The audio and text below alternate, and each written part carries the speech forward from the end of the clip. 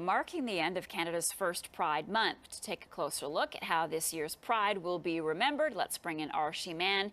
He's a reporter for gay and lesbian news organization Daily Xtra, and he spoke with Justin Trudeau earlier this month, and is going to tell us more about that because, of course, the Prime Minister was making history there yesterday. Arshy, tell us more about Pride and what stood out for you. Was it the fact that we had a current Prime Minister marching in the Pride Parade?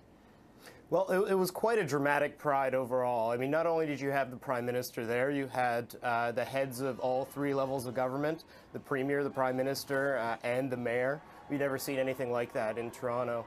But what really stood out to me was Black Lives Matter interrupted the parade for 30 minutes, making a number of demands, shutting down the entire parade and bringing on a lot of reaction from people who were involved.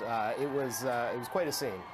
And when you say bringing on reaction, was it positive or negative? And do you feel that that organization kind of hijacked Pride for at least a short time?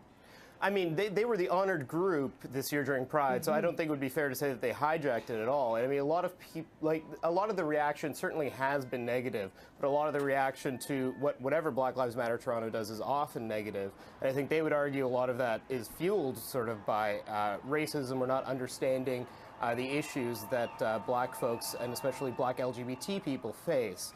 But essentially, I think what they would say is that they were bringing Pride back to its political roots. They were using a moment of maximum visibility, maximum leverage to push for greater openness and access for Black, Indigenous, non-white LGBT people, for them to have a greater place at the table during Pride, which has really become, you know, the marquee event for Toronto's LGBT community.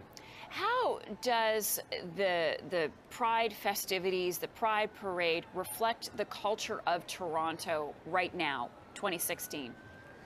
It's messy, which I think accurately reflects, you know, the dynamism in our city, and it's contentious.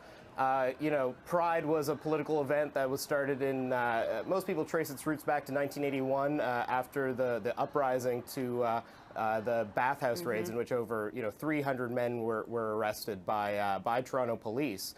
And so there's always this kind of push and pull between making it a place for sort of everybody, making it a place for celebration, but then also fighting for those in the LGBT community who are still marginalized, whether those are black folks, whether those are sex workers, trans folks. And you kind of always have these dynamics going on at Pride. And it becomes this very public way in which those politics get played out. All right, Arshy Mann, good to see you. Thanks so much. Thank you, Marcia.